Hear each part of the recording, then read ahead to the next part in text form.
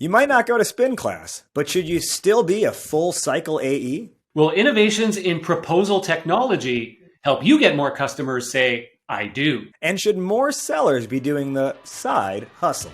All this and our first ever report from the field on today's episode of Full Funnel.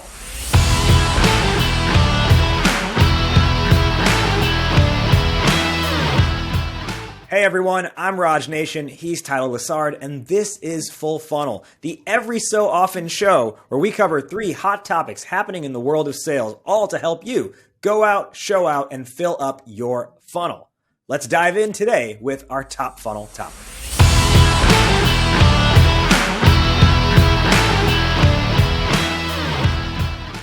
With the rise of the sales development function in many modern sales teams, the question needs to be asked, do AEs need to be full cycle or not? Raj, what's your hot take on this? So I actually come from a world where my first sales job, the SDR, BDR function didn't even exist yet, or it wasn't popularized. So if you were selling, you were doing all of it. And I'll tell you what I found, and I know what a lot of full cycle salespeople find, is that yes, you can do your prospecting, but the second your pipeline actually starts to develop, what's the first thing that gets dropped off of your weekly schedule? More prospecting. It's just really hard to keep up with all of it. So what I believe most organizations should do at this point is, yes, definitely have a SDR, BDR discipline. But that doesn't mean the AE should do zero prospecting. Instead, I think what's the best use of the AE's time and the best way they can build a solid relationship with the SDR and then help the company grow is if you just give the AE a short list of strategic accounts. I don't know, 5 or 10 strategic accounts where you say, hey, part of your job is cracking into these accounts throughout the year. So there's no longer a volume game. And now they get to use the functions that they would be using once someone gets into their funnel anyways, but they're just doing it a little bit earlier. And I think that's how you get more and more deals in your pipeline. You get to execute personalization techniques, which we all know is what most people receiving messages want to receive anyways. And then on top of that, you're able to make it part of your natural workflow as an account executive.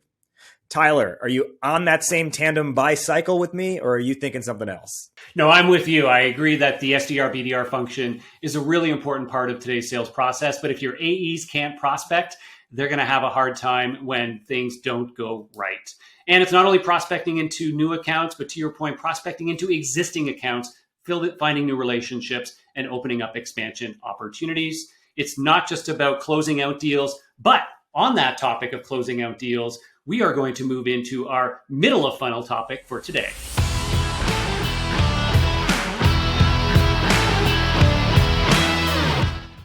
Proposal technology has gone through some interesting innovations in recent years and some big funding, which means there's a lot more goodness to come.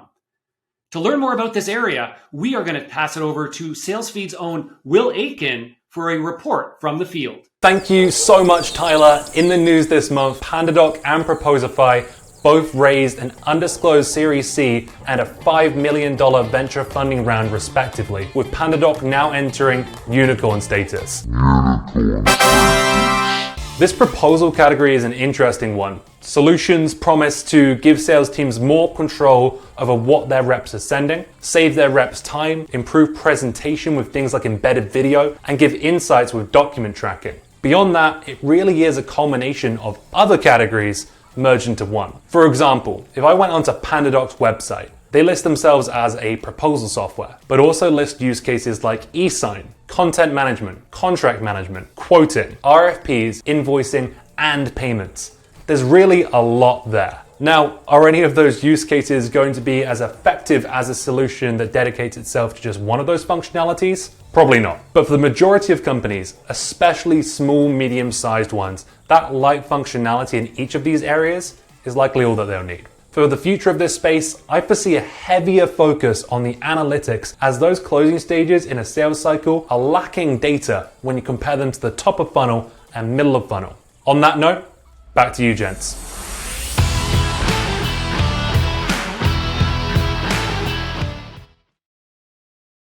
Being a salesperson is a full-time job, but should it be your only job? Well, I'll tell you, as a lifelong side hustler, my first sales job out of college, within a year, I was building up a side hustle, and that was all around creating networking events for people in marketing and sales and the world of business.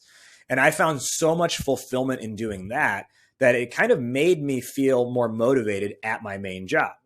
Now, here's the tricky part of it, though. It's really easy for a side hustle to become a main hustle. And in that case, that's actually what happened, because I started to fall out of love with the main work that I was doing. However, I don't think I would have even been motivated to keep coming to work if I didn't have something else I was doing on the side to round out my overall personality. And so depending on the type of personality you are, you may be like me, where you don't feel fulfilled internally unless you're able to explore your passions in a way that works for you. So my advice, if you are starting a side hustle or if you already have one going, is just make sure you can figure out a way to let it work within your schedule without disrespecting your employer. One example I can point to is one of my side hustles outside of Startup Hype Man is teaching yoga. And at first I thought, you know what? I can dip out for an hour during lunch a couple times a week and teach a lunchtime yoga class. And I quickly saw that to teach at noon, I've got to start thinking about the class at 11. And then afterwards, I'm tired and it takes me until 2:30 to even get back into work mode again. It's kind of like a 4-hour swing overall. So I made a decision. I'm only going to teach yoga in the evenings once I'm done with my main responsibility. Tyler, from a leadership perspective, how would you view an employee like me? Well, I think it's important for all of us as leaders to be supportive of those who work for us. If they do have a side hustle or a gig, call it what you will. But for many of the points that you raised here, it can make them a more well-rounded, more excited, more passionate individual. And that will carry over into their day-to-day job as a sales rep. The other thing to be mindful of is many of the things they'll be doing will actually contribute back to their own personal sales skills and their own personal development. Business management, customer management, and so on. All of these other things can actually make them a better salesperson. The last tip I have for you is the worst thing for a sales leader is to find out accidentally or on the side that you've got a side hustle. So be open with your boss about it. Let them know that you've got this thing going on, because you don't want them to find out accidentally and then think you were holding something.